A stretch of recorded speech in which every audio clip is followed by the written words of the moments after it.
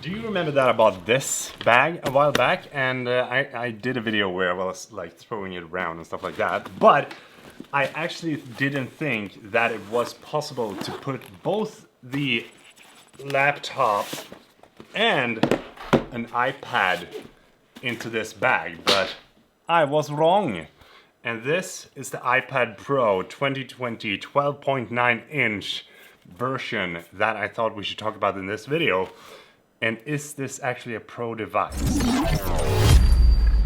So the first iPad was released back in 2010, and it was also the first iPad that I ever bought, but it's also the last iPad that I bought. And the reason for it was because at that time, it was a really cool device that I felt that, you know what, I really want to have this. But it also felt like it was only an extension of your phone. It was basically like your phone, but in a bigger package. But a couple of years ago, when Apple dropped the first iPad Pro, that was also the first time in a long time that I felt like, you know what, this might actually be something that I would like to buy in the future. And that's why I bought this, to be able to streamline my workflow. So this iPad Pro is definitely not a piece of tech that I would recommend to anyone that is not working with this professionally and that can't utilize the power of it and make money from it, because it's a really expensive device. It comes in at 1,250 bucks here in Sweden, and that is for the 12.9 128 gigabytes Wi-Fi model. So it's the cheapest 12.9 inch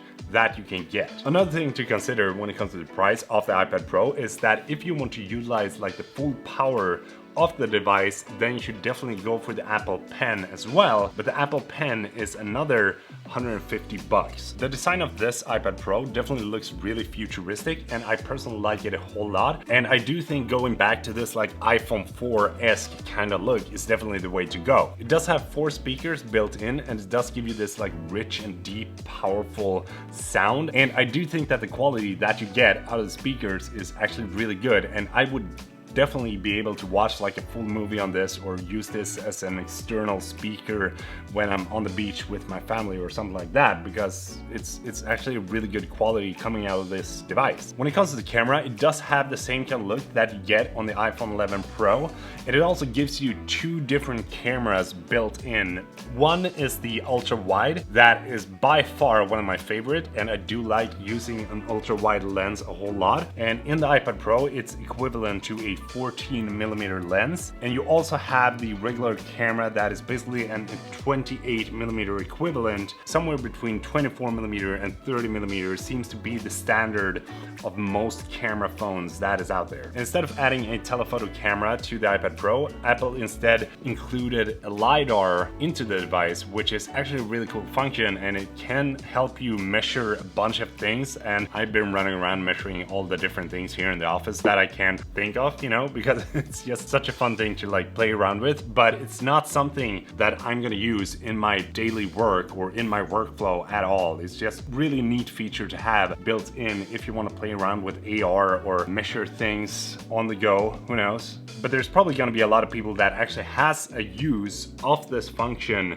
when they're purchasing the iPad Pro. And on the front, you have a front-facing camera that can shoot 7 megapixels, and it's mostly only good for doing like FaceTime, but it's definitely something that I think that Apple could have bumped up to a better camera so that you could get better quality whenever you're doing any kind of like video conference or stuff like that. You also have Face ID, which I think works flawlessly every time that I use it, and I'm actually pretty impressed on how good it works, even though I have like glasses and a cap on. And even if I remove both of these things, it works flawlessly as well, which is pretty impressive. One of my personal favorites with this is that you're charging it through USB-C, and that for me is so good, because that means that all my devices, like my camera, my MacBook, my cell phone, and my iPad, is charged with the same cable. So instead of having like multiple different ones, I can only use one single cable for all my devices, and that is really good. It also means that I don't have to buy a new dongle to be able to import my photos onto the iPad, because then I can use the same dongle that I'm using for my MacBook Pro. So that is huge thumbs up. When it comes to the weight of it, I do think that the initial feeling is that it's actually pretty light and it doesn't feel like too heavy to work with, but when you sit with it like this for a longer period of time, then you'll definitely feel a strain in your wrist and you will definitely want to set it down and rest against something, because it's gonna be hard to like keep it upright or sit with it like this for a longer period of time. And since you have the camera bump here on the back, it's also gonna be really like scary to put it down, because the first thing that is gonna touch the surface is gonna be the camera. So basically it's gonna feel like you're scratching the camera. And that is why I decided to buy the smart cover, so that I can like put it down safely without having to worry that the camera is gonna get scratched. I would also love it if the smart cover had two different like height adjustments that you could do, because right now I do think it feels a little bit too slanted when you put it down, and I would like to have it somewhere around here and be able to put it down when I wanted to type or something like that. So the main things that I'm using the iPad Pro for right now is not to edit any kind of videos on, because I think that editing videos on the iPad Pro is definitely something that you can do, but it's gonna be so much easier to edit videos on a computer instead. And most of the videos that I shoot is somewhere between 60 gigabytes and 120 gigabytes, so that would mean that I would max out the memory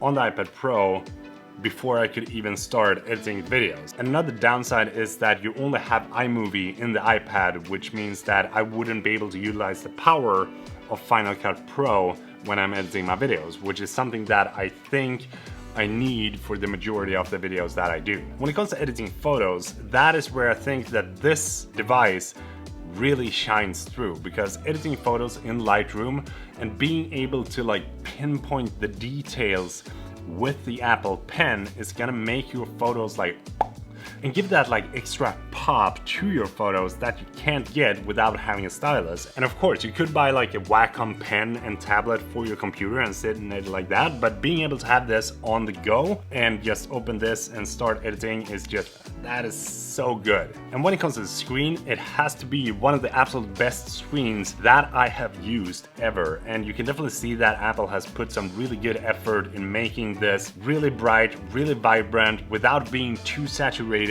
and basically it gives your photos this really lifelike feeling when you're watching it, and definitely makes it easier to get the right kind of skin tone, the right kind of colors, and everything that you want in your photos when you're editing. Another thing that I'm using a whole lot is the ability to multitask and have two different apps open at the same time. So maybe like you have a document on the left side and then you have the notes pad on the right side where you wrote down a couple of notes a couple of days ago, and then you can like fine print the document while you're reading from the notes that you wrote down, or maybe you're having your email and then editing a photo at the same time. So my personal opinion is that this device has definitely helped me to streamline my workflow, to be able to edit my thumbnails quicker and be able to answer my emails on the go without having to bring up a laptop or sit and answer on my phone. And I can do way more with this than I can with my phone, but I can't do everything that I can do with my laptop. But if you're working as a creative and you want to be able to edit your photos on the go on a